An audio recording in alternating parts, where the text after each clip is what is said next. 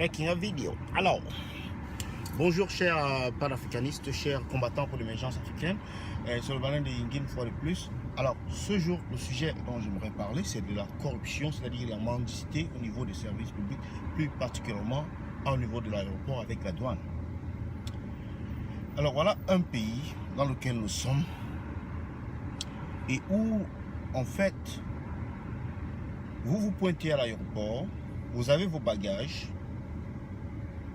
vous avez peut-être des produits liquides à l'intérieur, qui d'ailleurs ne sont pas interdits, mais vous vous retrouvez devant d'abord une première barrière qui est celle du service phytosanitaire.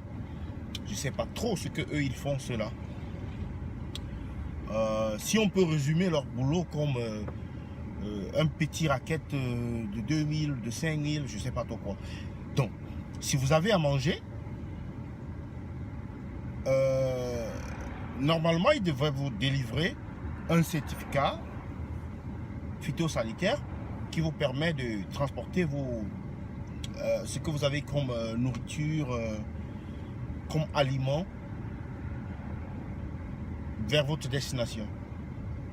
Mais ce qui se passe, c'est tout autre chose. C'est-à-dire, vous vous pointez là-bas et on commence à vous dire, oh, monsieur, vous n'avez pas le droit d'aller avec ceci en France. Mais attendez, depuis quand le service de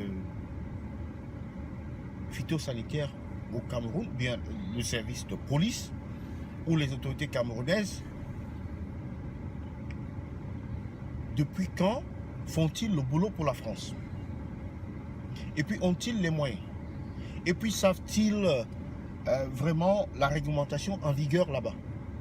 Ça, c'est un premier plan. Le deuxième plan, c'est lorsque vous vous retrouvez avec des produits liquides comme de l'huile rouge, comme même de l'huile Diamant. Il y a des femmes qui y vont et puis qui veulent ramener des produits du pays.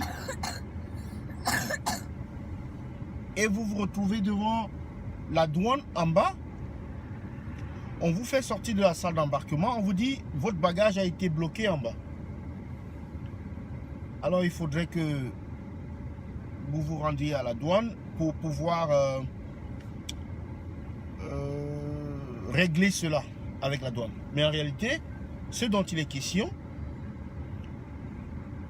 c'est d'aller là-bas et donner un pourboire bien de l'argent à ces douaniers. Parce qu'ils vont vous dire, ah monsieur, vous savez que ça c'est interdit, le liquide c'est interdit, vous ne pouvez pas voyager avec ça pour la France, pour les États-Unis ou quoi que ce soit. Mais qu'est-ce que vous en savez?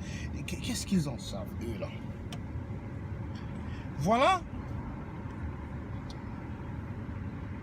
des gens qui vont dans leur pays, qui veulent ramener des produits qu'ils ont achetés là-bas, qui laissent des devises et qui se retrouvent en train d'être escroqués par les services qui sont supposés encourager.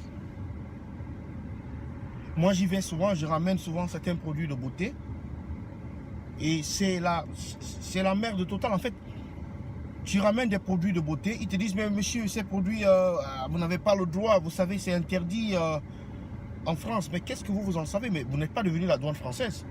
Mais laissez la douane française faire leur boulot.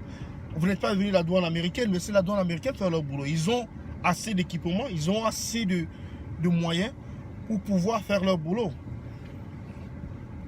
Vous allez donc vous acheter des produits au Cameroun, ce qui est supposé aider l'économie camerounaise.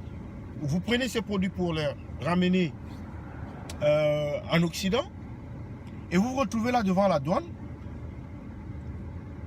qui en réalité ne devrait pas vous demander de payer les frais de douane, mais qui vous disent que vous n'avez pas le droit de voyager avec ces produits parce que ce sont des produits qui ne répondent pas à la norme européenne, ainsi de suite. Mais depuis quand les autorités camerounaises vont donc implémenter cela? Depuis quand ils sont supposés être les garants de cette réglementation, d'appliquer cette réglementation? Moi, je ne comprends pas. Et ça, c'est des événements qui se passent tout le temps, avec des incidents qui se passent tout le temps avec des gens qui voyagent, qui vont là-bas et qui veulent ramener quelque chose et qui se retrouvent bloqués parce qu'on veut les escroquer. Parfois, certaines personnes peuvent même rater de vol pour des conneries comme cela. Donc, c'est quelque chose que je voulais soulever ici. Certainement, il y a beaucoup parmi vous qui ont eu affaire à ces deux cas de mendicité ou d'escroquerie, c'est-à-dire au niveau des services phytosanitaires et puis au niveau de la douane, où on vous réfère à la douane parce que vous avez un produit liquide, vous avez de l'huile rouge, de l'huile diamant ou bien de l'huile d'arachide, comme on appelle ça souvent. Des produits que vous prenez pour en fait utiliser. Et donc c'est de cela que je voulais parler aujourd'hui. Si quelqu'un a une expérience à ce sujet, vous pouvez partager cette expérience avec les autres. Mais nous essayons de sensibiliser les gens pour que ça puisse changer, pour que les choses puissent évoluer. Parce que normalement cela ne devrait pas se passer.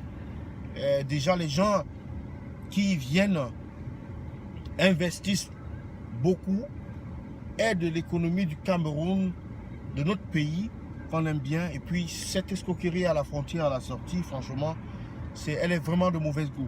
Elle est vraiment de mauvais goût parce que vous vous retrouvez généralement là en train de partir, vous avez laissé toutes vos devises là-bas, vous avez laissé tout l'argent là-bas. Et puis on essaye de vous estorquer encore quelques jetons que vous n'avez pas. Donc sur ce, je vais vous quitter et j'attends vos commentaires. C'est le Banin de Yingui une fois de plus. Merci beaucoup. Bon dimanche et à plus.